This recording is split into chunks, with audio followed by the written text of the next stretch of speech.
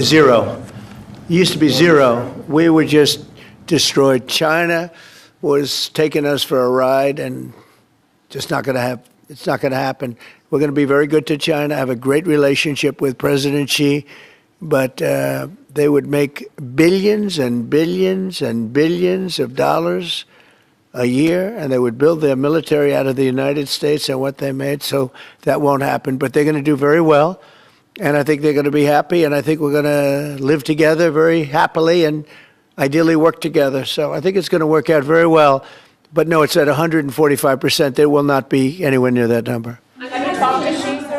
President, Reagan raised the Daily Caller. On the work that your team is doing on the border, are you happy with the rate of deportations right now? Oh, it's amazing what they've done on the border. Thank you for the question, because honestly, it's one of the great successes. We have virtually nobody coming in illegally. We do have people coming in legally because we want people to come in, but we have nobody coming in through the border virtually.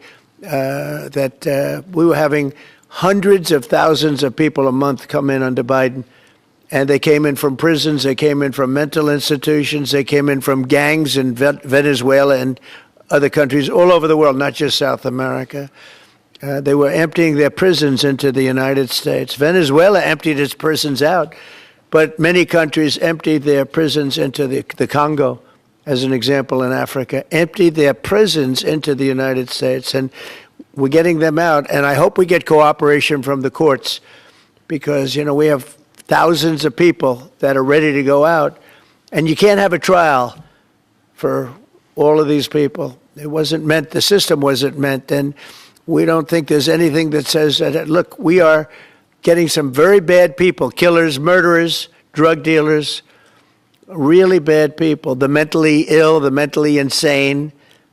They emptied out insane asylums into our country. We're getting them out, and a judge can't say, no, you have to have a trial. The trial's going to take 2 years, and no, we're going to have a very dangerous country if we're not allowed to do what we're entitled to do.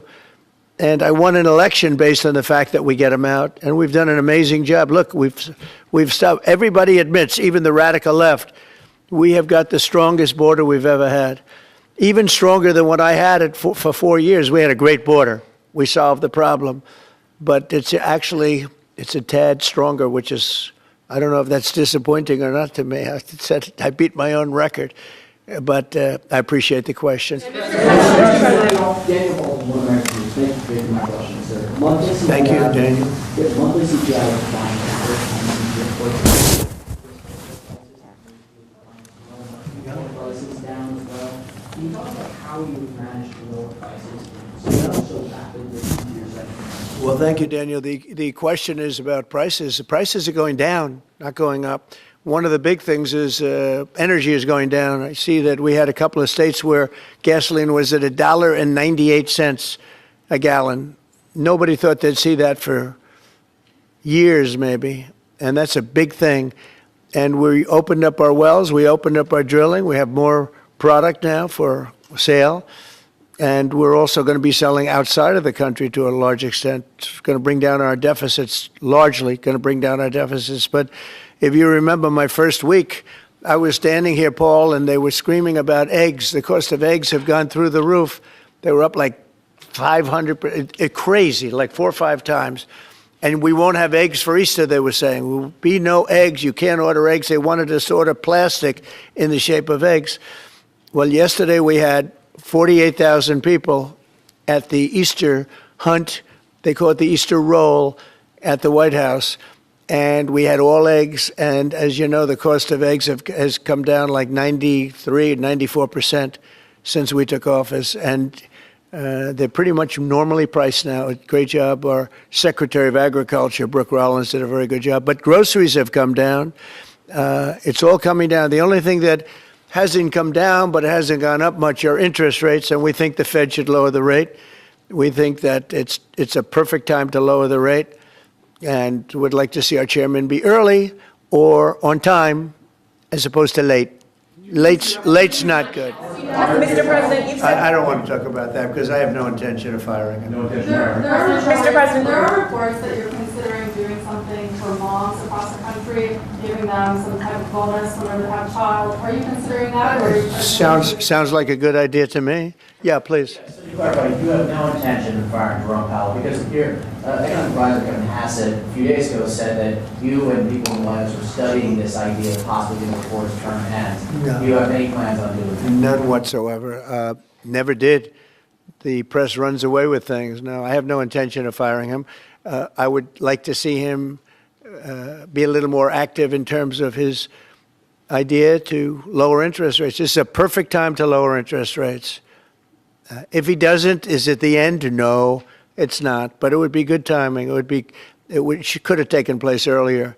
But no, I have no intention to fire him. When was the last time you talked to him, sir? I don't want to comment on that. That doesn't matter. Mr. President, you said, When can we expect the Epstein documents to be released? The rest of them? Which documents? The Epstein files? I don't know. I'll speak to the Attorney General about that. I really don't know. I know that we've done the RFK, the Kennedy, Martin Luther King is out there very shortly, so we'll find out. But we've really announced we're doing them in full transparency. You know, when we did JFK, people were saying, "Oh, maybe it wasn't all; it was all," and people actually went up to the office and they looked at some things that were, not really easily available, and they were amazed that we gave it all. And I don't know if it solved any problems for people. People still have questions one way or the other, but that I'm not. But 100% of all of these documents are being delivered. Yeah, please. Mr. President, you said you're ultimately going to make a deal with China, but where do things stand right now? Have you talked to I him? think my relationship, Are going to be a slog. my relationship with President Xi is great. It's been great for a long time. We've had a very good relationship, and I think we'll make a deal with China. Mr. President, in your meeting with If we don't make a deal, we'll set it. We'll just set the number, and think they'll want to be a part of the United States. We're doing great. This is the golden age, as Paul said. We're talking about the golden age. There will never be a time like this, in my opinion, and China wants to be a part of that too. Mr. President, in your meeting with major Investigation, sir, on the Butler investigation, are you getting intelligence briefings, and do you think will I have. really happen? I have. I'll keep that to myself. Mr. President, in your meeting Very personal. Are you concerned about the impact of tariffs on West Coast ports, with just sharp drawdown in Chinese imports coming in? I think that everyone's going to do well in this country because of tariffs. We have $7 trillion of investment already. You can go back many years, and for a whole year, they haven't had anywhere near that. Mostly, they'd be well under $1 trillion of investment. And we've got $7 trillion. We really started 5 weeks ago. And in just a few weeks, literally, we have $7 trillion, which is a record for a year. There's never been a year with that much. And that's coming in, I think, for two reasons. It's coming because of an election that people liked, and it's coming in because of tariffs. And if you look at Apple, Apple's going to start building here. Right now, they're in China mostly. $500 billion. We have all of the computer chip companies are coming in at levels that nobody's ever seen before, as you know. Jensen came in for $500 billion. You saw that. A great guy, highly respected. Mr. Wei coming in for $250 billion. Nobody's ever seen anything. And the auto companies are coming in. I can name 8 right now already, auto plants that are either starting or about ready to start construction. There's never been, and the United Auto Workers and the non-union workers in the automobile industry, they love Trump, and I love them. Thank you all very much. Thank you. Congratulations, Paul.